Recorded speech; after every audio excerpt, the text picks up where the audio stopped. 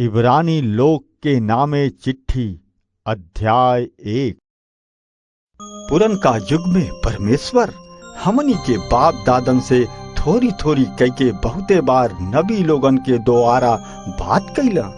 बाकी एह आखिरी दिनन के अंत में हमनी से अपना बेटा के द्वारा बात कैलन, जेके परमेश्वर सगरी चीजन के वारिस ठहरौले और जेकरा द्वारा उहाँ पूरा दुनिया के रचलन।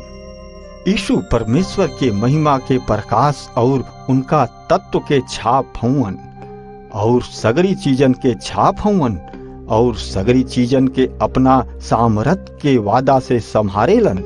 वो पाप के धोके ऊंचा जगह पर सर्वशक्तिमान परमेश्वर के दहिना बगल में बैठ गईले और सरग दूत लोग से बड़ दर्जा जितना पौले ऊ लोग से बड़का पद के वारिस होके के ऊंचा नाम पौले।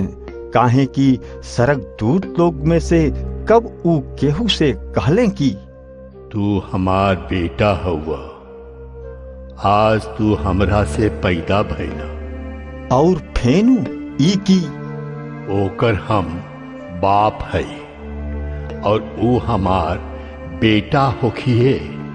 और जब ऊ पहला बेटा के दुनिया में लियावेलन त कहेले परमेश्वर के सगरी सरग दूत लोग बेटा की उपासना करे। सरग दूत लोग के बारे में कहेले ऊ परमेश्वर अपना दूत लोग के हवा और अपना सेवक लोग के धधकत आगी बनावेले। बाकी बेटा से कहेले हे परमेश्वर, तोहार सिंहासन जुगानुजुग रही। तोहरी राज के राजदंड न्याय के राजदंड हवे। तू तो धर्म से प्रेम और अधर्म से दुश्मनी कैला। यह कारण तोहार परमेश्वर तोहार संगी लोगन से अधिका खुशी के तेल से तोहके अभिषेक कैले। हे प्रभु, शुरू में तू धरती के नेओ डल्ला और सरग तोहके हाथ के कारीगरी है। उस सगरी तो नाश हो जाई, बाकी तू बनल रहबा और सगरी कपड़ा के जैसन पुरान हो जाई है। तू वो सबके चादर खानी लपेटबा और वो कपड़ा के जैसन बदल जाइए। बाकी तू उहे रहबा और तोहरा साल के अंत ना होगी।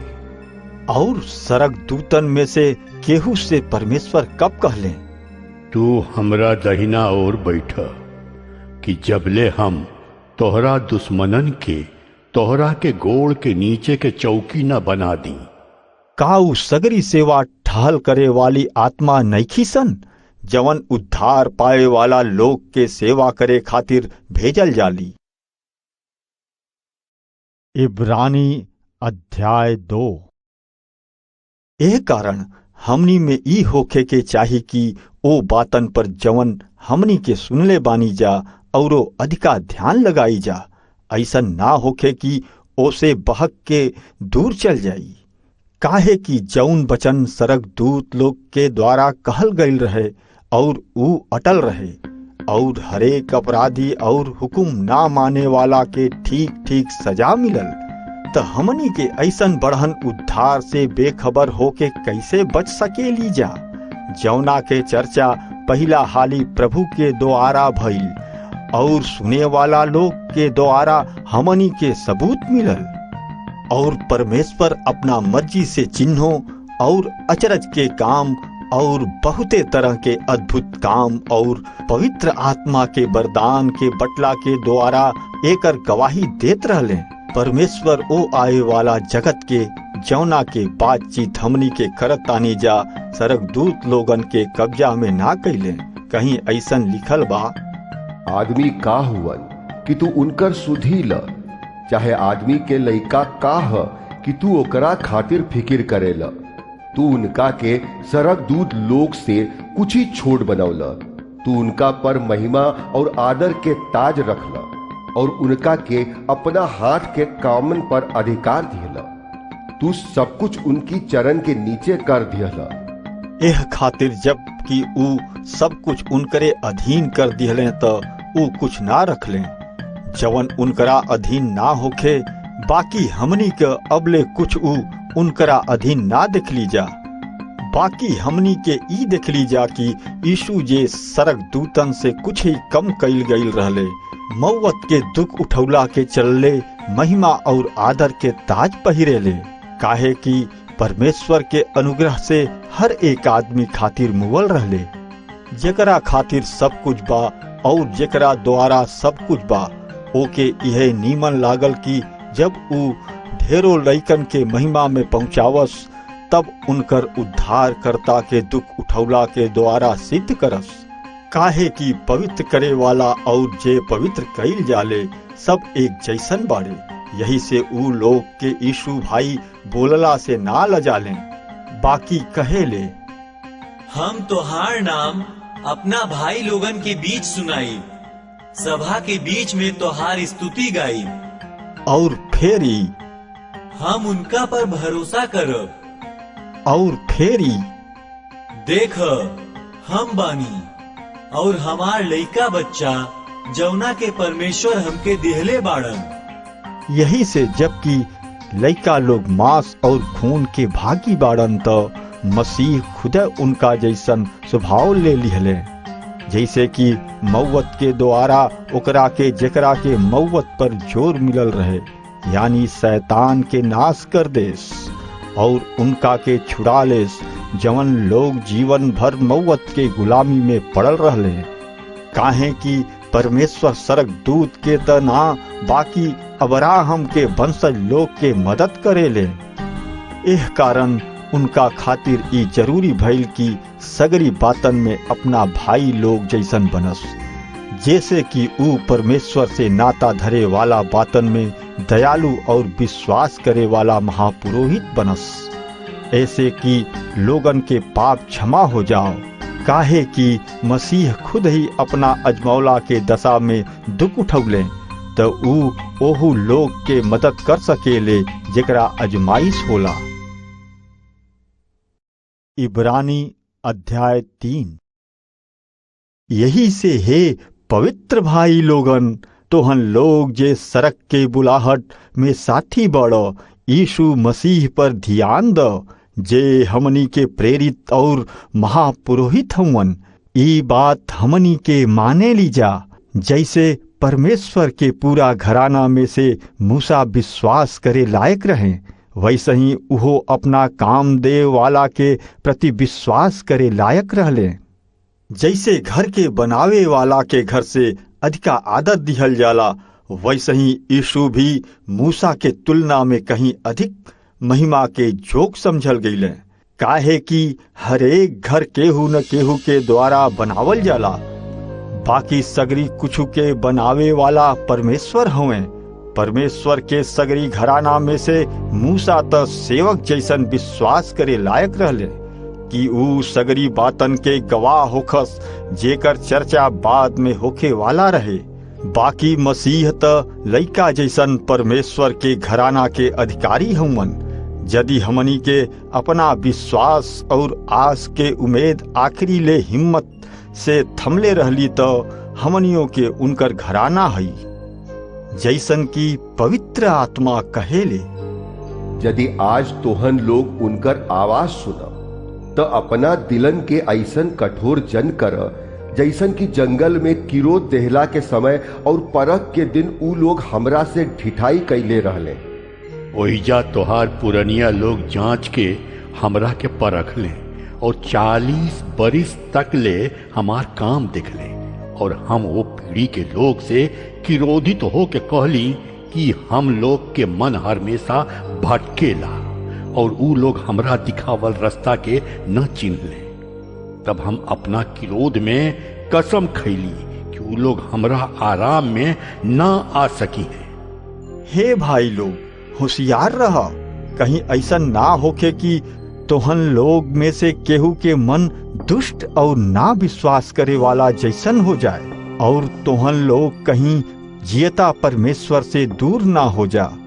जब ले आज के दिन कहाला, तोहन लोग दिन प्रतिदिन एक दूसरा के मदद कर कहीं ऐसा ना होखे कि तोहन लोग में से केहू आदमी पाप के धोखा में पड़ के आपन दिल कठोर ना बना लेस।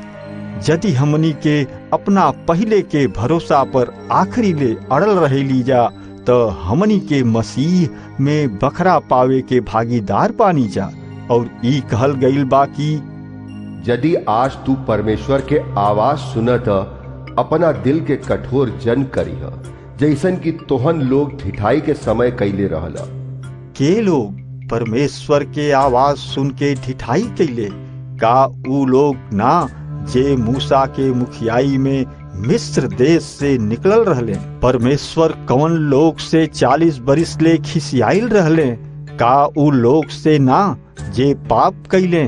ऊ लोग के लाश सुनसान जगह में गिर गईल। परमेश्वर केकरा से कसम खैले कि तोहन लोग हमरा आराम में ना आ सकेल? का ऊ लोग से ना जवन लोग उनकर हुकुम ना मन ले रहले? और हमनी के देखली जा कि लोग विश्वास ना रखला के कारण प्रवेश ना पवले। इब्रानी अध्याय 4। एही से परमेश्वर के आराम में अइला के वादा अब तक ले बनल बा। हमनी के होशियार रहे के चाही, कहीं ऐसा ना मालूम होखे कि तोहन लोग में से केहू परमेश्वर से अलगा ना हो जास। काहे कि सचहू में हमनियों के ओ लोग जैसन सुसमाचार सुनावल गईल बा। एह सुसमाचार से ओ लोग के कुछहू फायदा ना भइल, काहे कि सुने वाला लोग ओ वचन के विश्वास के संगे ग्रहण ना कैलें। बाकी हमनी में जे केहू विश्वास कैले बा ऊ आराम में भीतर आवेले, जैसन कि परमेश्वर कहले बाड़न। जैसे हम अपना खीस में कसम खैले रहली, ऊ लोग हमरा आराम में कबहू भीतरी ना आ पही। इहवा ले कि उनकर काम दुनिया के रचला के समय पूरा हो गईल रहे। काहे कि ऊ 7वां दिन के बारे में कहीं ऐसने कहले बाड़न कि परमेश्वर 7वां दिन अपना सगरी काम पूरा क के आराम कैले। और फिर इहो कहले, ऊ लोग हमरा आराम के दिन में कबहू ना आ सकी हैं। बाकी कुछ लोग के त हमें आवही के बा, और जौन लोग पहले उनकर सुसमाचार सुनले रहले ऊ लोग हुकुम ना मनला के कारण भीतरी ना आ पौले। यही से ऊ फिर से एगो दिन यानी आज के दिन पक्का कर ताड़े, जैसन कि पहले कहल जा चुकल बा। ऊ परमेश्वर दाऊद के द्वारा बहुत बरिस कहले रहले। यदि आज तोहन लोग उनकर आवाज सुन त अपना दिलन के कठोर जन करीह। काहे कि यदि यीशु ऊ लोग के आराम दिहले रहतन त परमेश्वर ओकरा बदले आवे वाला कौनो दिन के बात ना करते। एही से परमेश्वर के लोगन खातिर सबत के दिन जौन की आराम के दिन होखी, काहे कि जे केहू उनका आराम के दिन में आवेला उहो अपना काम से आराम पावेला। जैसे परमेश्वर अपना काम से आराम कैले, यही से हमनियों के ओ आराम के दिन में आवे खातिर हमेशा कोशिश करत रही जा। कहीं ऐसा ना होखे कि ओ लोग जैसन हुकुम ना मनला के कारण हमनी में से परमेश्वर के आराम से बहरी रह जाए। काहे कि परमेश्वर के वचन जियत प्रबल और हर एक 2 धार तलवार से तेज बा।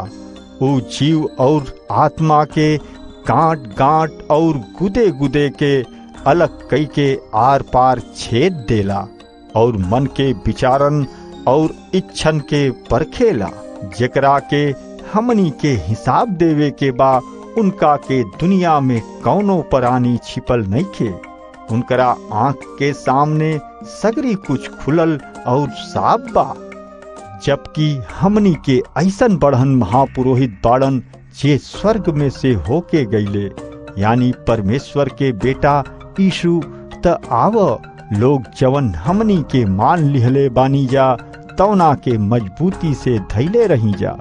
काहे कि हमनी के ऐसन महापुरोहित नइखन जवन हमनी के कमजोरियन में हमनी के ऊपर तरस ना खा सकस, और हमनी के भरोसा के संगे अनुग्रह के सिंहासन के लगे आई कि हमनी पर दया होखे और अनुग्रह पाई जा की जरूरत पड़ला के समय हमनी के मदद मिले। इब्रानी अध्याय 5। काहे कि हर एक महापुरोहित आदमी में से चुनल जाली, और आदमी लोग खातिर और ऊ सगरी बात खातिर जवन ऊ परमेश्वर से नाता रखे वाला कामन खातिर रखल जाले, कि पापन खातिर भेंट और बलिदान दोनों चढ़ावस। ऊ ना समझ लोग और भूलल भटकल लोगन खातिर नरम बन के नीमन व्यवहार कर सकेला, काहे कि ऊ खुदहू कमजोरिन से घेराइल रहेला। यही से उनकरा के चाही कि जैसे और लोगन खातिर वैसे ही अपनों खातिर बलिदान चढ़ावे के पड़ेला। और ई इज्जत के पद केहू के अपना आप से ना मिलेला, बाकी हारून जैसन परमेश्वर की ओर से ठहरावल ना जाए, वैसे ही मसीह भी महापुरोहित बने के बड़ाई अपना ओर से ना लिहलें, बाकी उनका के परमेश्वर देहलें जे उनका से कहले रहले, तू हमार लइका बाड़, आज हम तुहार बाप बन गई। यही तरह परमेश्वर दूसरा जगह भी कहले बाड़े, तू मलकी सिदक के तरीका पर जुग जुग ले महापुरोहित रहब। अपना देह में रहला के दिनन में मसीह उनकरा से जे उनके मौत से बचा सकत रहले, ऊंचा आवाज में चिल्ला के और आंसू बहा बहा के बहुते प्रार्थना और बहुते विनती कैले, और उनका में परमेश्वर के जरूरत बा। ऊ लइका भइलो पर भी दुख सह सह के हुकुम के पालन कैल सिखैले, और सिद्ध होके अपना सगरी हुकुम माने वाला लोग खातिर हमेशा के उद्धार पावे के राह बन गईले, और मसीह के परमेश्वर के ओर से मलकी सिदक के तरीका पर महापुरोहित के पद मिलल। हमरा के उनका बारे में बहुत कुछ कहे के बा, जवन समझावल मुश्किल बा, काहे कि तोहन लोगन ऊंचा सुने लागल बाड़ा जा। तोहन लोग के त अबले गुरु हो जाए के चाहत रहे, फिर भी ऊ जरूरी हो गईल बा कि केहू तोहन लोग के त भोजन के ना बाकी दूध के जरूरत बा, काहे कि दूध पिए वाला लइका के त धर्म के वचन के पहचान ना होखेला, काहे कि ऊ लइका हो। बाकी भोजन त सयान लोग खातिर बा, जेकर इंद्री अभ्यास करत करत नीमन और बाउर के चिन्हे खातिर पक्का हो गईल बा। इब्रानी अध्याय 6। यही से आवा लोग मसीह के शिक्षा के शुरुआत के बातन के छोड़ के हमनी के सिद्धता की ओर आगे बढ़त जाई, और मुअल का मन से मन फिरौला के बारे में और परमेश्वर पर विश्वास कैला में, बपतिस्मा और हाथ रखला के और मरल लोग के जी उठला के और हमेशा के न्याय के शिक्षा के नेव फिर से ना डाली। और यदि परमेश्वर चाहिए तो हमनी के ऐसन के करब जा, काहे कि जवन लोग एक हाली प्रकाश के पा लिहले रहले, और जवन लोग स्वर्ग के वरदान के सवा चीख चुकल बाड़न और पवित्र आत्मा के पा लिहले बाड़न, और परमेश्वर के बहुते नीमन वचन के और आवे वाला युग के सामर्थ के सुआ चीख चुकल बाड़न। यदि ऊ लोग भटक जाइए तो ऊ लोग के मन फिरावे खातिर फेर से नया बनावल अनहोनी बा, काहे कि ऊ लोग परमेश्वर के बेटा के अपना खातिर फेर से क्रूस पर चढ़ावे ले और सगरी लोगन के सामने उनकर बेइज्जती करे ले। जवन धरती बार बार होखे वाला बरखा के पानी पिए ले और जोते बोए वाला लोग खातिर फायदामंद साग पात उगावे ले, वो परमेश्वर से आशीर्वाद पावले। बाकी यदि ऊ कांट और झाड़ झंखाड़ उगावे तो ऊ निकमा और शराब पीत होखेले, और ऊ आखिरी में जरावल जाले।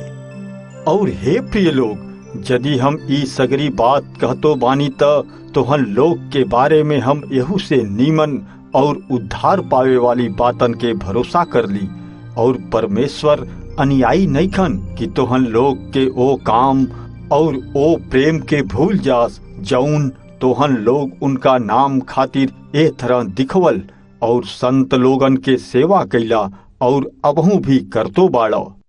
और हम बहुते चाहेली कि तोहन लोग में हर एक लोग आखिरी ले पूरा उम्मीद खातिर ऐसन के कोशिश करत रहे, जैसे कि तोहन लोग आलस करे वाला ना होख, बाकी ऊ लोग के जैसन बनो जे विश्वास और धीरज के द्वारा प्रतिज्ञा के बारिश होखेले। इब्राहिम से वादा करत समय जब परमेश्वर जबान देवे खातिर अपना से बढ़न केहू के ना पवले त खुदे ऊ अपना बाप के जबान दिहले कि हम तोहरा के सचहूं बहुत आशीष देव और तोहरा बाल बच्चन के बढ़ावत जाई। और एह तरह से धीरज ध के वादा से कैल गईल बात ऊ पौले। आदमी लोग त अपना से केहू बढ़हन के कसम खा ले और उनका सगरी बहस के फैसला कसम से पक्का होखेला। यही से जब परमेश्वर वादा के बारिश लोग पर औरो साफ तरह से प्रगट करे के चहले कि उनकर मनसा बदल ना सकेला तो ऊ कसम के बीच में लियौले। दू गो बेबदल पर जवन की बदल ना सकेला और परमेश्वर झूठ ना बोल सकेले तो हमनी के उनका में बहुते भरोसा पौली जा कि ओ आशा के मजबूती से पकड़ ली जा जवन की हमनी के सामने बा। ई आशा हमनी के परान खातिर ऐसन लंगर बा, ऐसन आशा जवन अटल और पक्का बा और जवन सड़क के मंदिर के पर्दा के भीतर ले पहुँचेले, जहाँ यीशु हमनी खातिर सबसे आगे दौड़े वाला दूत जैसन और मलकी सिदक के रीति पर हमेशा खातिर महापुरोहित बन के भीतरी गईले। इब्रानी अध्याय 7। यह मलकी सिदक जे शालेम के राजा और परम प्रधान परमेश्वर के पुरोहित रहले। जब इब्राहिम राजा लोगन के मार के लौटत रहले त यह उनका से भेंट करके आशीष दिहले। इनकरे के इब्राहिम अपना लूट के सगरी सामान के 10वां हिस्सा दिहले।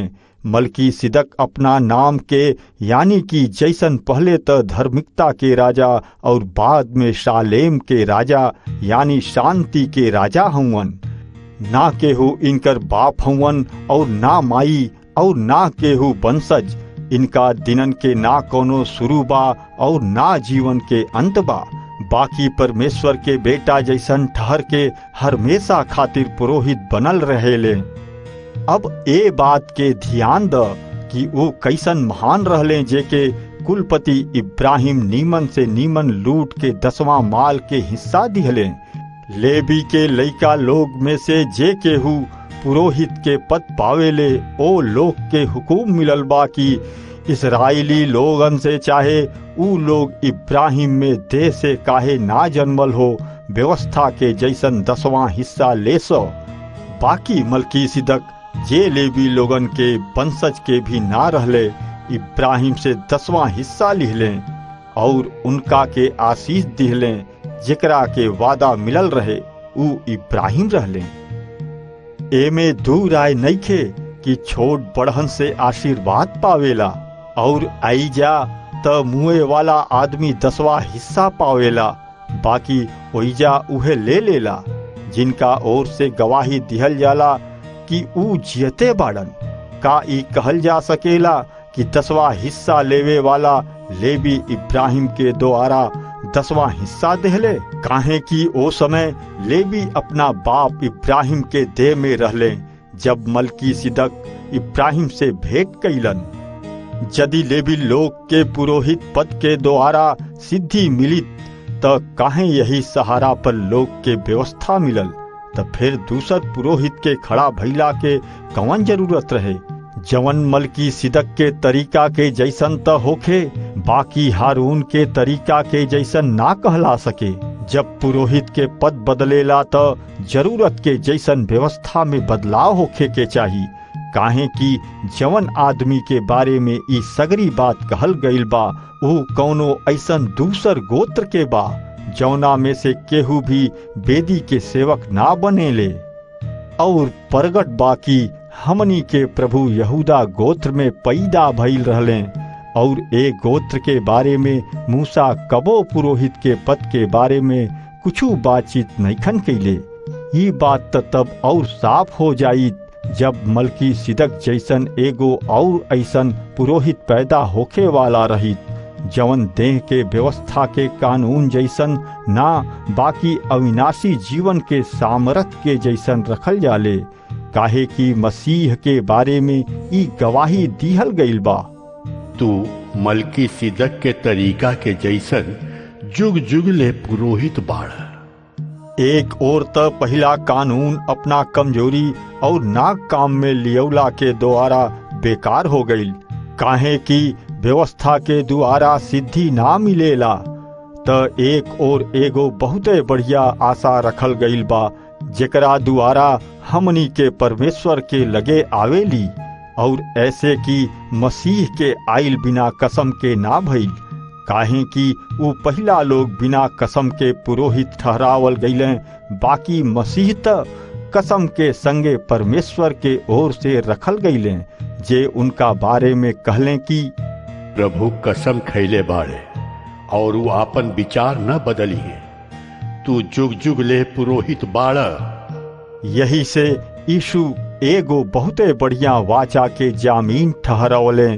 पहले तो बहुते अधिका गिनती में पुरोहित भइल करत रहे लोग, काहे कि मौत लोग के हमेशा रहे ना देत रहे, बाकी अब ऐसे कि यीशु हमेशा खातिर बनल रहेले, काहे कि उनकर पुरोहित के पद कबो खत्म होखे वाला नइखे, और जे ओकरा द्वारा परमेश्वर के लगे आवेले ऊ लोग पूरा पूरा उद्धार कर सकेले, काहे कि ऊ लोग खातिर बिनती कैला खातिर हमेशा जियते रहेलन।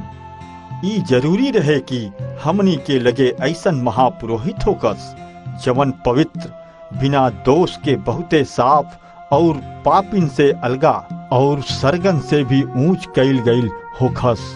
उनका के और महापुरोहित लोग जैसन ई जरूरी नइखे कि रोजाना पहले आपन पापन खातिर और फिर अपना लोग के पापन खातिर बलिदान चढ़ावे, काहे कि ऊ ई काम अपना आप के एक ही हाली बलिदान चढ़ा के हमेशा खातिर पूरा कर देहले, काहे कि व्यवस्था त कमजोर आदमीन के महापुरोहित बनावेले, बाकी कसम के ऊ वचन जवन व्यवस्था के बाद आइल ओ बेटा के नियुक्त कैले, जवन जुग जुगले सिद्ध कैल गईल बाड़न।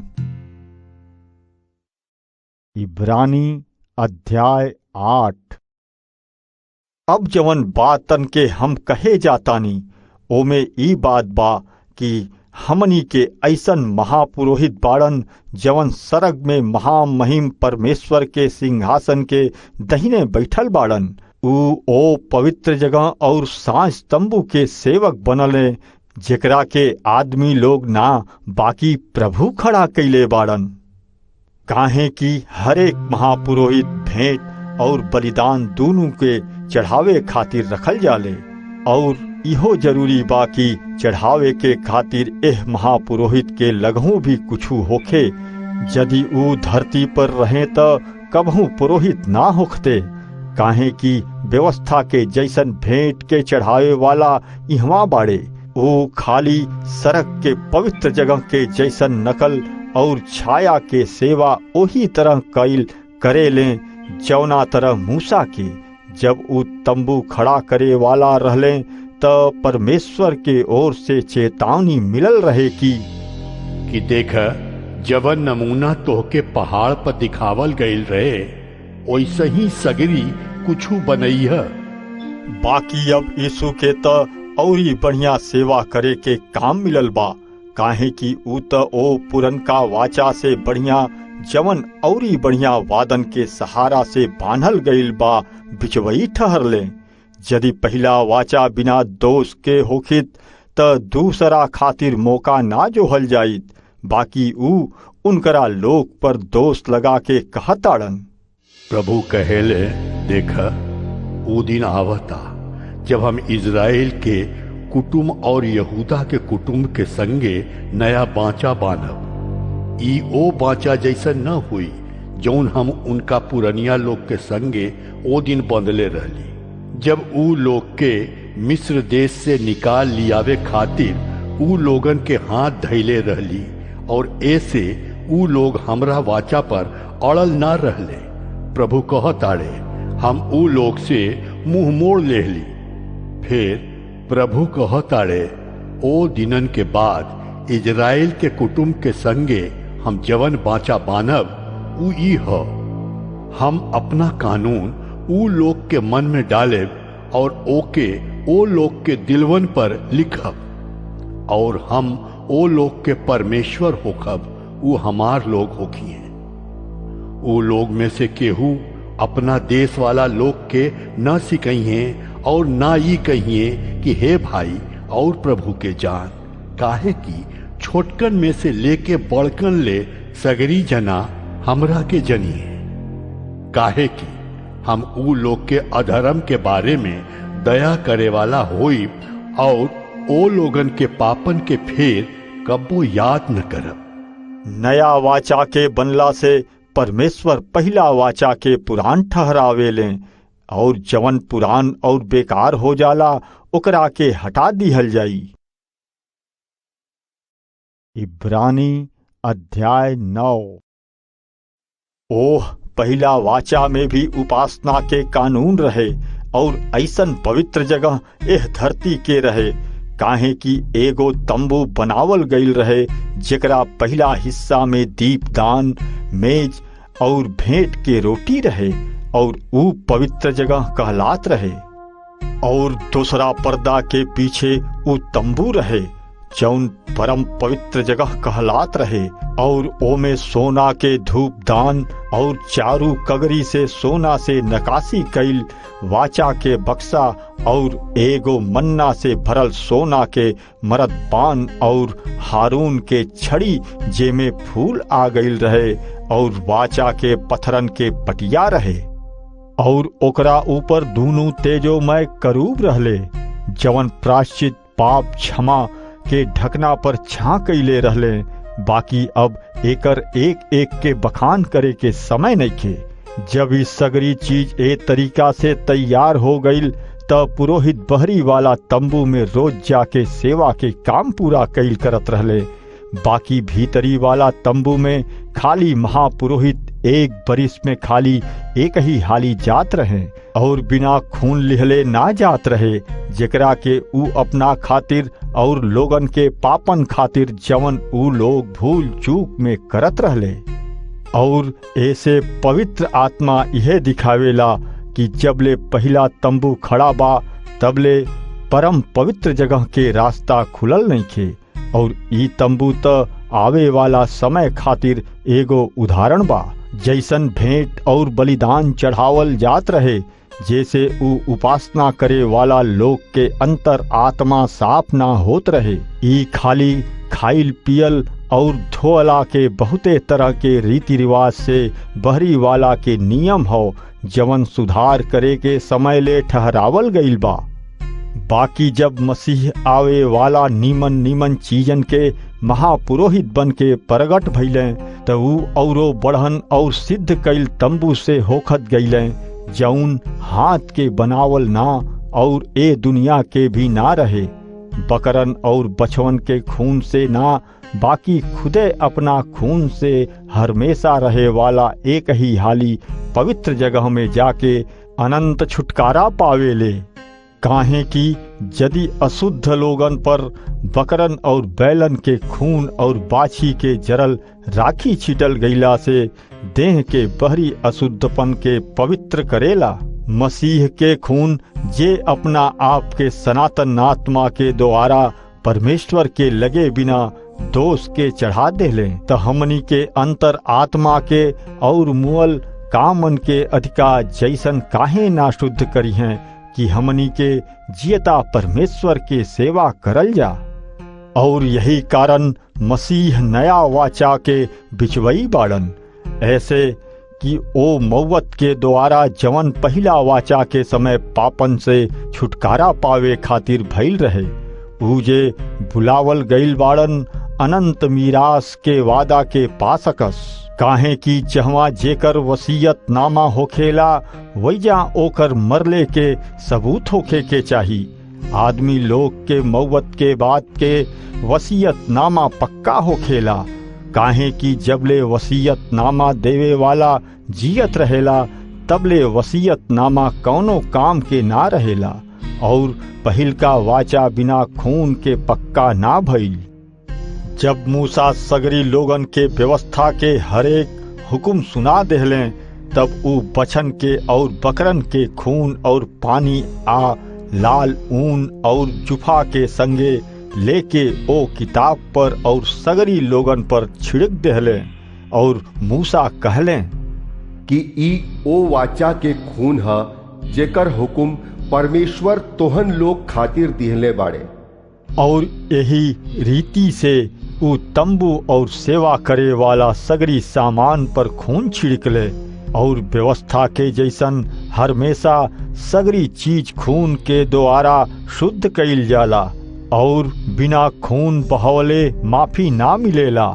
यही से बहुत जरूरी रहे कि सड़क के चीजन के नकल एक बलिदान के द्वारा शुद्ध कईल जाई, बाकी सड़क के सगरी चीज खुदे एहू से बहुते बलिदान के द्वारा शुद्ध कईल जाई। काहे कि मसीह ओ हाथ के बनावल पवित्र जगह में जवन सांच पवित्र जगह के नमूना बा भीतर ना गईलें, बाकी सरगे में भीतरी गईलें, जैसे कि हमनी खातिर अब परमेश्वर के सामने प्रगट होखस। और ई ना कि ऊ अपना आप के बार बार चढ़ावसु, जैसन कि महापुरोहित हर साल खून लेके पवित्र जगह में जात रहलें, और दुनिया के बनला के समय से उनका के बार बार दुख भोगे के पड़त रहे। बाकी अब युग के आखिरी में ऊ एक ही हाली प्रगट भइलें कि ऊ खुदे अपना बलिदान के द्वारा पापन के मिटा देस। और जैसन कि आदमी लोगन खातिर एक ही हाली मौत और ओकरा बाद न्याय होखल ठहरावल गईल बा, वैसे ही मसीह भी बहुत लोग के पापन के उठावे खातिर एक ही हाली बलिदान भइलें, दूसरा हाली प्रगट होखी हैं पाप के उठावे खातिर ना, बाकी ऊ लोग के उद्धार खातिर जे उनकर आवे के इंतजार करेले। इब्रानी अध्याय 10। काहे कि व्यवस्था जौना में आवे वाला सगरी नीमन चीज के सच्चाई नहीं खे, बाकी खाली छाया हो, और लोगन के द्वारा बराबर हरेक बरिस चढ़ावल जाए वाला बलिदान से लगे आवे वाला लोग के ऊ कबहू सिद्ध ना कर सकेले। यदि उपासना करे वाला लोग के पाप धुल गईल होखित तो ऊ लोगन के विवेक फिर से ऊ लोगन के दोषी ना ठहराइत, और हर किस्म के बलिदान चढ़ावल बंद हो जाए के चाहत रहे। एकरा उल्टा ओह बलिदान के द्वारा हर बरिस पापन के याद कईल जाला, काहे कि ई कबो ना हो सकेला कि बैलन और बकरन के खून पापन के दूर करी। यही कारण मसीह दुनिया में आवत समय कहेले, तू बलिदान और भेंट के ना चाहेला, बाकी तू हमरा खातिर एगो देह तैयार कइले बाड़। तू होम बलि से और पाप बलि से खुश ना भइल। तब हम कहली, हे परमेश्वर देख, हम तोहरा इच्छा के पूरा करे आ गइल बानी। किताब में हमरा बारे में इहे लिखल बा। ऊपर तो ऊ कहेले, तू बलिदान और भेंट, होम बलि और पाप बलि के ना चहल और ना ओसे खुश भइल। ई व्यवस्था के ऐसन चढ़ावल जाला। फिर ऊ कहले, देख हम आ गइल बानी कि तुहार इच्छा पूरा करी। ऊ पहिला के हटा देले और ओही जगह में मसीह के बलिदान कर देले। परमेश्वर के इच्छा के द्वारा यीशु मसीह में देह के एके हाली हमेशा खातिर बलिदान चढ़ावल गईला से हमनी के पवित्र कईल गईल बानी जा। हर एक पुरोहित हर एक दिन खड़ा हो के सेवा करेले और एक ही जैसन बलिदान बार बार चढ़ावेले जवन पापन के कबो दूर ना कर सकेले। बाकी मसीह त पापन के बदला में जुग जुग खातिर एक ही बलिदान चढ़ा के परमेश्वर के दहिना ओर बैठ गईले और ओही समय से मसीह इंतजार करताड़न कि उनकर दुश्मन लोग उनका गोड़ के नीचे आ जास, काहे कि ऊ एक ही बलिदान के द्वारा ऊ लोगन के जे पवित्र कईल जाले हमेशा खातिर सिद्ध कर देले बाड़न। और पवित्र आत्मा भी हमरा के गवाही देला, काहे कि ई कहला के बाद प्रभु कहेले कि हम ओ दिनन के बाद जवन बाँचा ऊ लोग से बांधब ऊ ई हवे कि हम अपना नियम ऊ लोग के दिल में डालब और ओही लोग के दिमागन पर ओ कानून के लिखब। ऊ आगे कहेले, हम ऊ लोग के पापन और उनकर अधर्म के कामन के फेर से याद न करब। अब जहवा इनकर माफी हो गईल बा त उहवा पाप खातिर कौनो बलिदान अब बाकी नइखे। यही से हे भाई लोग, हमनी के यीशु के खून के द्वारा एगो नया जीवित रास्ता से पवित्र जगह में अंदर जाए के हिम्मत भइल बा, जवन ऊ पर्दा यानी अपना देह के द्वारा हमनी खातिर अभिषेक कईल गईल बाड़न, जबकि हमनी के एगो ऐसन महापुरोहित बाड़न जवन परमेश्वर के घर के मुखिया बाड़न। त आवा लोगिन हमनी के साच मन और पूरा विश्वास के संगे और आत्मा के दोष दूर करके और देह के शुद्ध पानी से धोआ के परमेश्वर के लगे आई जा। आवा लोग हमनी के अपना आशा के मन के मजबूती से पकड़ले रही जा, काहे कि परमेश्वर जे की वादा कैले बाड़न ऊ विश्वास करे लायक बाड़न। और ध्यान रहे कि कौना तरह प्रेम और भला का मन में एक दूसरा के हिम्मत दिया सकेली और एक दूसरा के संगे एक जगह बिटुरैले के आदत जन छोड़, जैसन कि कितना लोग करेले। बाकी एक दूसरा के हिम्मत दिलावत रह और प्रभु के दिन के नगीचा आवत देख के औरो अधिका एह बातन के कैल कर। यदि सच्चाई के ज्ञान पहिला के बाद हूँ हमनी के जान बूझ के पाप करतानी जात, पापन खातिर कौनो बलिदान अब बाकी नइखे रह गईल। अब जवन कुछु बाकी बाऊ डराए लायक होखी। न्याय और धधकत आगी जवन लोग परमेश्वर के विरोध करेलन उनका के भस्म कर दी। जे केहू मूसा के व्यवस्था के ना माने ले ऊ लोग बेगर दया के 2 या 3 गवाही पर मुआ दिहल जात रहले।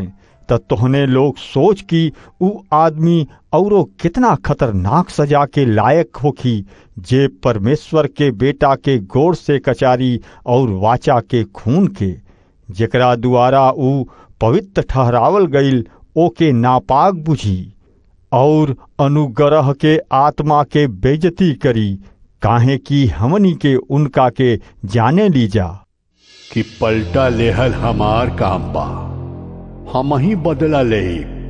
जे कहले और फिर ई की प्रभु अपना लोग के न्याय करिए। जीवित परमेश्वर के हाथ में पड़ल बहुते डर के बात बा। बाकी वो पहले दिनन के याद कर, जब तोहन लोग प्रकाश पैला के बाद में बहुते दुखन में आजमावल गईल और ओ में अटल रहल। कबहू कबहू तोहन लोग बेइज्जती और दुख के द्वारा लोगन के सामने मदारी बनल और कबहू त सतावल जात रहले उनका संगे साझीदार बनल। तोहन लोग कैदी लोगन के दुख में दुखी रहलन और आपन धन दौलत खुशी से लुटा देहलन, यही बूझ के कि तोहन लोग के लगे एगो और बहुते बढ़िया हमेशा रहे वाला संपत्ति लौकत बा। यही से आपन भरोसा जन छोड़, काहे कि ओकर प्रतिफल बहुत बढ़न बा। तोहन लोग के सबर के जरूरत बा कि तोहन लोग परमेश्वर के मर्जी पूरा क के ऊ जौना बात के वादा कैले रहले ओके पा सक, काहे कि अब थोड़ी ही देर में आवे वाला आई और देर न करी।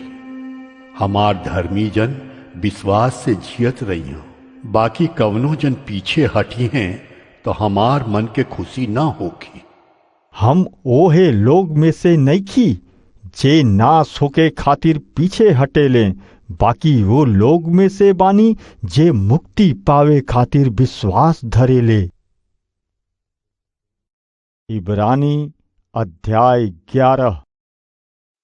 विश्वास तो आशा कईल गईल चीजन के निश्चय है और बिना देखल चीजन के सबूत बा। यही के कारण पुरनिया लोग के नीमन गवाही दिहल गईल बा।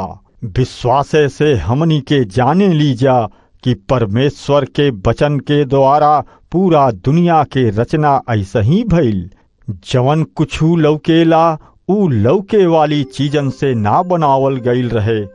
विश्वासे से हाबील परमेश्वर खातिर कैन से बढ़िया बलिदान चढ़ौले रहे, जेकरा द्वारा ओके धर्मी होखे के गवाही दिहल गई और परमेश्वर ओकर भेंट के कबूल कर लिहले। यहाँ ले कि हाबिल पा चुकल बा, तबहू विश्वास के द्वारा अबले बोलेला। विश्वास से हनोक सरग में उठा लिहल गईल कि ऊ मौत के ना देखो, ओकर फेर पता ना चलल। काहे कि परमेश्वर ओकरा के उठा लिहले। ओकरा खातिर ई गवाही दिहल गईल रहे कि उठावल गईला से पहले ऊ परमेश्वर के प्रिय रहे। विश्वास के बिना परमेश्वर के खुश कईल मुश्किल बा। काहे कि जे केहू परमेश्वर के लगे आवेला ओकरा के ई विश्वास कईल बहुते जरूरी बा कि परमेश्वर जियते बाड़न और जवन लोग उनका के जोहे लें ऊ ओकरा के प्रतिफल दे लें। विश्वास ही से नूह ओ बातन के बारे में जवन ओ समय ना लौकत रहे चेतावनी पाके परमेश्वर से डर के आपन खानदान के बचावे खातिर जहाज बनवलन। एह तरह ऊ दुनिया के लोग के दोषी ठहरौलन और ओ धार्मिकता के वारिस भइलन जवन विश्वास के द्वारा मिलेला। विश्वास से इब्राहिम जब बुलावल गईले तो हुकुम मान के ऐसन जगह चल पड़ले जौना के ऊ वारिस होखे वाला रहले। ऊ ना जानत रहले कि हम कहाँ जातानी, तबहू चल गईले। विश्वासे से ऊ वादा कईल गईल देश में परदेसी बन के रहले और परदेश में इसहाक और याकूब के संगे जे ओकरे जैसन वादा के वारिस रहले तम्मुन में रहले। ऊ ओ हमेशा रहे वाला ने वाला नगर के इंतजार में रहले जे के रचे और बनाए वाला परमेश्वर बाड़न। विश्वास से सारा उम्र ढल गईलो पर गर्भवती होखे के ताकत पैली, काहे कि ऊ वादा करे वाला के विश्वास करे लायक बुझली। यही कारण एक ही आदमी से जवन मुअल जैसन रहे आकाश के तरईन और समुन्दर के किनारे के बालू जैसन अनगिनत संतान पैदा भइले। ई सगरी लोग विश्वासे के दशा में मुअले। ई लोग वादा कईल गईल बातन के ना पौले, बाकी ऊ सगरी चीज से ही देख के खुश भइले और मान लिहले कि हमनी के धरती पर परदेसी और पराया बानी। जे ऐसन कहेले ऊ ई प्रकट कर देहले कि ऊ त अपना खुद के देश के खोज में बाड़े। यदि ऊ लोग ओ देश के बारे में सोचते जौना में से ऊ लोग निकलल रहले तो ऊ लोग के लौट जाए के अवसर होखित। बाकी ऊ लोग एगो नीमन और सड़क के देश के इच्छा में रहलन। यही से परमेश्वर उनकर परमेश्वर कहिला से ना लजाले, काहे कि परमेश्वर ओ लोग खातिर एगो नगर तैयार कईले बाड़न। विश्वासे से इब्राहिम परखल गईला के समय इसहाक के बेदी पर चढ़ौले, यानी जेकरा के प्रतिज्ञा मिलल रहे उहे अपना एकलौता लइका के बलिदान चढ़ावे वाला रहले। उनकरो से ई कहल गईल रहे कि इसहाक से तोहार वंश चली। इब्राहिम ई मान लेहले कि परमेश्वर मुअल लोग के जियावे में सामरथ बाड़े, जहवा से ऊ दृष्टांत के रूप में ऊ उनकरा फेरू मिलले। विश्वासे से इसहाक, याकूब और एसाव के भविष्य में होखे वाली बातन के बारे में आशीष दिहले। विश्वासे से याकूब अपना मौत के समय यूसुफ के दोनों लइकन के आशीष दिहले और अपना लाठी के मुठिया के सहारा लेके परमेश्वर के उपासना कैले। विश्वासे से यूसुफ जब ऊ मुए वाला रहे त इज़राइल के लइकन के निकल गईला के चर्चा और अपना हाड़न के बारे में सलाह देहले। विश्वासे से मूसा के जब ऊ जन्मल रहले तब उनकर माई बाप 3 महीना ले छिपौले रहले, काहे कि ऊ लोग देखलें कि लइका सुंदर बा और ऊ लोग राजा के हुक्म से ना डरैले। विश्वास ही से मूसा बढ़न हो गईला पर फिरौन के लइकनी के लइका कहाए से मना कर देहले। ऊ पाप के तनी देर के सुख के भोगला से परमेश्वर के लोगन के संगे दुख उठावल नीमन बुझले और मसीह के कारण बेइज्जत भइला के मिस्र के धन के खजाना से बढ़न बुझले, काहे कि उनकर आंख प्रतिफल पैला के सोच में रहे। विश्वासे से ऊ राजा के किरोध के फिक्र ना करके मिस्र देश के छोड़ दिले और पाछे ना हटले, काहे कि ऊ अनदेखे के मानो देखत रहले।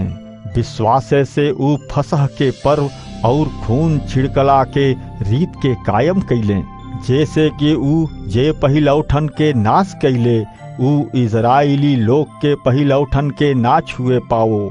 विश्वासे से ऊ लोग लाल समुंदर में से ऐसे पार भइले मानो सुखल जमीन पर चल के गईल होखस। और जब मिस्र के लोग भी वैसन के करे के चहले त डूब के मुँह गईले। विश्वासे से यरीहो के हद के दीवार के जब ऊ लोग 7 दिन ले चक्कर लगा लिहले त ऊ ढह गईल। विश्वासे से राहाब रंडियो हुकुम ना माने वाला लोग के संगे नाश ना भइल, काहे कि ऊ भेदी लोग के स्वागत कैले। एह से अधिका और का कहीं, काहे कि समय नइखे कि हम गीदोन, बाराक, सिमसोन, इफ्तह, दाऊद, सामुएल और नबियन के बखान करी, जवन लोग विश्वास से राज जीतलें, धर्म के काम कैलें, वादा कैल गईल चीजन के पौलें, शेरन के मुंह बंद कैलें, आग के लपट के बुता देहलें, तलवार के धार से बच के निकल गईलें, कमजोरी में ताकतवर हो गईलें, लड़ाई में वीरता दिखैलें, विदेशी सेनन के मार भगैलें। मेहरारू लोग पुनरुत्थान के द्वारा अपना मुर्दन के फेरू से जीवता पैली। कुछ के त सतावल गईल, बाकी ऊ लोग छुटकारा ना चहलें, जैसे कि ऊ लोग एगो बढ़िया पुनरुत्थान के पा सकें। कई लोग मजाक में, उड़ावल गईला में, कोड़ा खैला में और जंजीर से बांधल गईला में, जेल में गईल के द्वारा दुख उठौलें। ऊ लोग के पथराव भइल, आरी से चीर के ऊ लोग के 2 खंडा कर दिहल गईल, उनकर इम्तहान लीहल गईल, तलवार से मारल गईलें। ऊ लोग कंगाली में और मुसीबत में और दुख भुगत और भेड़ बकरियन के खाल पहिर के एने ओने मारल मारल फिरत रहे लोग। दुनिया ऊ लोग के काबिल ना रहे।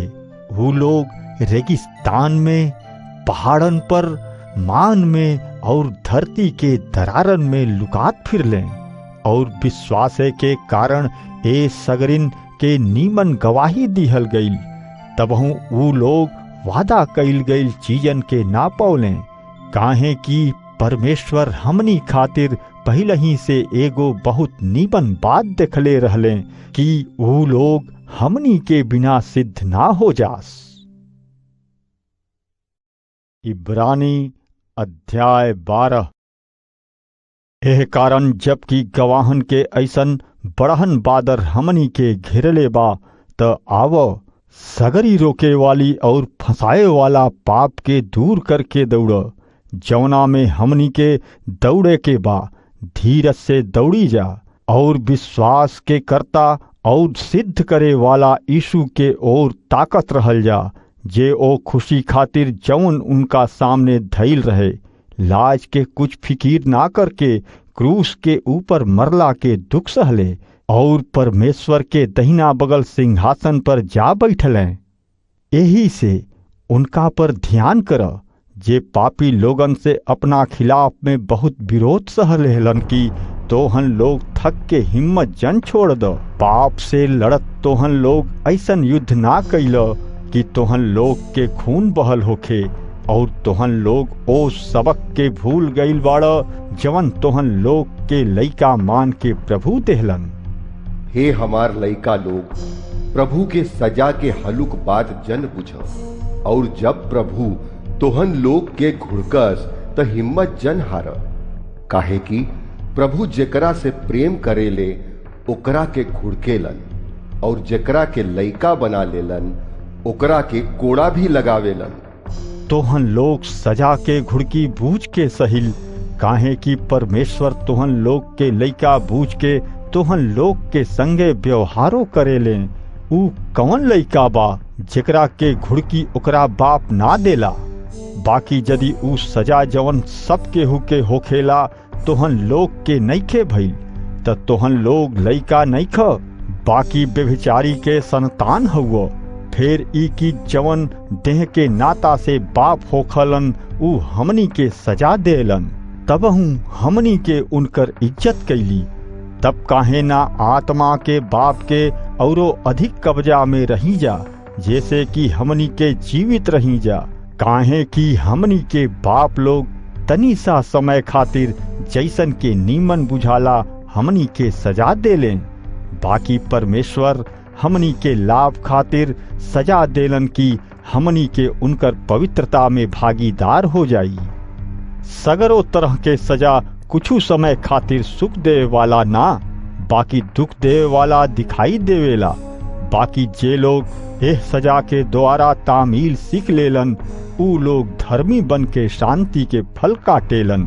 एही से ढीले हथन और कमजोर ठेहुनन के मजबूत कर, और आपन गोड़न खातिर सोझ रास्ता बनाओ, जैसे कि लंगड़ भटक ना जाओ बाकी चंगा हो जाओ। सगरी आदमीन के संगे मेल मिलाप रख, और ओ पवित्रता के जो है जेकरा बिना प्रभु के केहुओ ना देख पाई। ध्यान से देखो कि केहू परमेश्वर के अनुग्रह से छुटल ना रह जाओ, चाहे कौनो कड़ुआ शोर फूट के दर्द के कारण ना बनो, जैसे कि बहुते लोग अशुद्ध हो जाएं। तोहन लोग में से केहू आदमी व्यभिचारी चाहे एसाव ऐसन आत्मा के ना होखे, जवन की एक हाली के भोजन खातिर आपन पहिलौठा के अधिकार देह देलस। तोहन लोग जाने ल कि एकरा बाद जब ऊ आशीष पावे के चहलस तो ओकरा काबिल ना निकलल, और आंसू बहा बहा के जोहलों पर ओके पाप से माफी मंगला के अवसर ना मिलल। तोहन लोग ओ पहाड़ के लगे नइख आइल जेके छुअल जा सकी, और ना धधकत आग, ना अंधकार, ना करियन घटा, और ना बवंडर के लगे, और ना तुरही नाद और ऐसन कौनो आवाज के लगे आइल बाड़, जेके सुने वाला लोग विनती कैलें कि अब आगे कबो ऊ लोग के ऐसन कौनो और आवाज सुनाई ना पड़ी, काहे कि ऊ लोग ए हुकुम के सह ना सकेलें। यदि कौनो जानवरों ओ पहाड़ के छुवे तो ओ पर पथराव कैल जात रहे। वो दर्शन इतना डरावना रहे कि मूसा कहले, हम बहुते डरायल बानी और कांपतो बानी। बाकी तोहन लोग तो सिय्योन पहाड़ के और जीवित परमेश्वर के स्वर्ग वाला नगर यरूशलेम में और अनगिनित खुशी मनावत सरग दूतन के लगे आ गईल बाड़, और ओ पैलौठन के कलीसिया जौना के नाम सरग में लिखल बा, और सबके न्याय दे वाला परमेश्वर के लगे और सिद्ध कईल गईल धर्म में आदमीन के आत्मन के लगे आ गईल बाड़, और नौका वाचा के बिचवैया यीशु के लगे और छिड़काव के ओ खून के लगे आइल बाड़, जवन हाबिल के खून से बढ़िया बातन के कहेले। होशियार हो जा और ओ सड़क के बोले वाला के बात अनसुनी जन कर, काहे कि जब ऊ लोग धरती पर चेतावनी दे वाला के अनसुनी करके ना बच सकेले तो सड़क से चेतावनी दे वाला के अनसुनी करके हमनी के कबो ना बच सकब जा। ओ समय उनकर आवाज धरती के हिला देहलस। बाकी अब ऊ ई कह के वादा कैले बाड़न कि एक हाली फेर हम खाली धरतीये के ना बाकी सर्गों के हिला देब। और ई बात एक हाली फिर ओ बात के प्रगट करले कि जवन चीज हिलावल जाला ऊ सिरजल चीज होखे के कारण हट जाई, बाकी जवन चीज हिलावल ना जा सकेला ऊ बनल रही। जब हमनी के ऐसन राज मिल रहल बा जवन हिले वाला नइखे, त आवा लोग हमनी के धन्यवाद के संगे आदर और डर के संगे परमेश्वर के ऐसन उपासना करी जा जवन उनका के नीमन लागो, काहे कि हमनी के परमेश्वर भस्म कर देवे वाला आग हवन। इब्रानी अध्याय 13। भाईचारे के प्रेम में बनल रहो, मेहमान के सत्कार कईल जन भूल, काहे कि ऐसन कैला से कितनो लोग अनजाने में सरक दूत लोग के पहुनाई कैले रहले। कैदी लोग के ऐसन खबर ल जैसे बुझाव तू हूँ उनका संगे कैदी बढ़, और उनकरो हाल ल जेकरा संगे खराब व्यवहार होखता। उनकर दुख अपना दुख जैसन बुझ। बियाह सब केहू में आदर के बात समझल जाओ, और बियाह के बिछौना बिना कलंक के रहो, काहे कि परमेश्वर व्यभिचारी लोग और दूसरा मेहरारू के संगे व्यभिचार करे वाला लोग के संगे न्याय करिए। तोहन लोग के जीवन पैसा के लालच से बचल रहो, जवन तोहन लोग के बा वही में संतोष करा, काहे कि ऊ खुदे कहले बाड़न, हम तोहन लोग के कब्बो न छोड़ब और न कबो त्यागब। यही से हम हिम्मत के साथ कहेनी की प्रभु हमार मदद करे वाला बाड़न, हम ना डराइब। आदमी लोग हमार का कर सकेले। अपना अगुआ लोग के याद रखो जवन तोहन लोग के परमेश्वर के वचन सुनौले, और ध्यान से उनका चाल चलन के प्रतिफल के देख के उनका विश्वास के नकल करो। यीशु मसीह काल और आज और जुग जुग खातिर एक जैसन बाड़े। कई तरह के औरी उपदेश से जन भरमावल जा, काहे कि मन के अनुग्रह से दृढ़ रहल नीमन बा, ना कि खैला के चीजन से जौना से काम रखे वाला लोग के कौनो लाभ नइखे।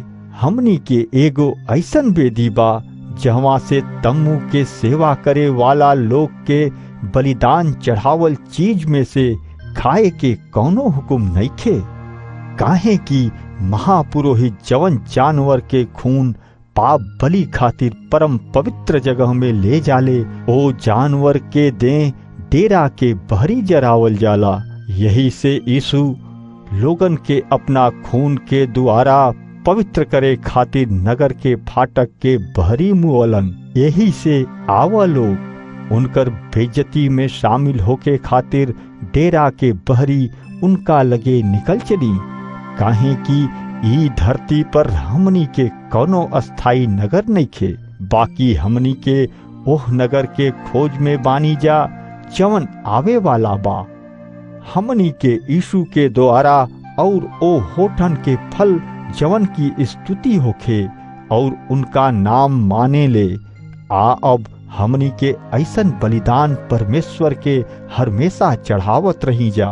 भलाई कैल और एक दूसरा के मदद कैल जन भूली हो, काहे कि ऐसन बलिदानन से परमेश्वर खुश हो खेले। अपने मुखिया लोग के बात मान जा और उनका कब्जा में रह जा, काहे कि ऊ लोग तुहन लोग के परान के ई बूझ के चौकसी करेले कि ऊ लोग के ओकर हिसाब देवे के पड़ी। ऊ लोग के ई काम खुशी के संगे करे, ना कि ठंडी सांस ले लेके, कहे कि ए हाल में तुहन लोग के कौनो फायदा ना हुई। हमरा खातिर प्रार्थना करत रहो, काहे कि हमरा के भरोसा बा कि हमार अंतर आत्मा शुद्ध बा। हम सगरी बातन में नीमन चाल चले के इच्छा राखेली। हम विनती करेली कि तोहन लोग औरो अधिका प्रार्थना कैल कर कि हम तोहन लोग के लगे फेर हाली से आ सकी। अब शांति देवे वाला परमेश्वर जे भेड़न के बड़का गड़ेरिया यीशु के सनातन वाचा के खून के द्वारा मुर्दन के जिंदा कर देहले, तोहन लोग के सगरी नीमन बातन में सिद्ध करस, जैसे कि तोहन लोग उनकर मर्जी पूरा कर और जवन कुछु उनका दिखला में नीमन बा ऊ यीशु मसीह के द्वारा हमनी के अंदर पूरा करस। उनकरे महिमा जुग जुगले होत रहे। आमीन। हे भाई लोग, हम तुहन लोग से निवेदन करत तानी कि एह उपदेश के वचन के सहिल जा, काहे कि हम तुहन लोग के बहुते छोटे में लिखत तानी। तुहन लोग के ई मालूम होखे कि हमार भाई तीमुथियुस जेल से छोड़ दिहल गईल बाड़े। ऊ यदि हाली आ गईले तो हमहू उनका संगे लोग आके तुहन लोग से मिलब। अपना सगरी मुखिया लोग और सगरी संत लोगन के नमस्कार कही हो। इटली वासी तोहन लोग के नमस्कार कर ताड़े। तोहन लोग सब केहू पर अनुग्रह होखत रहो। आमीन।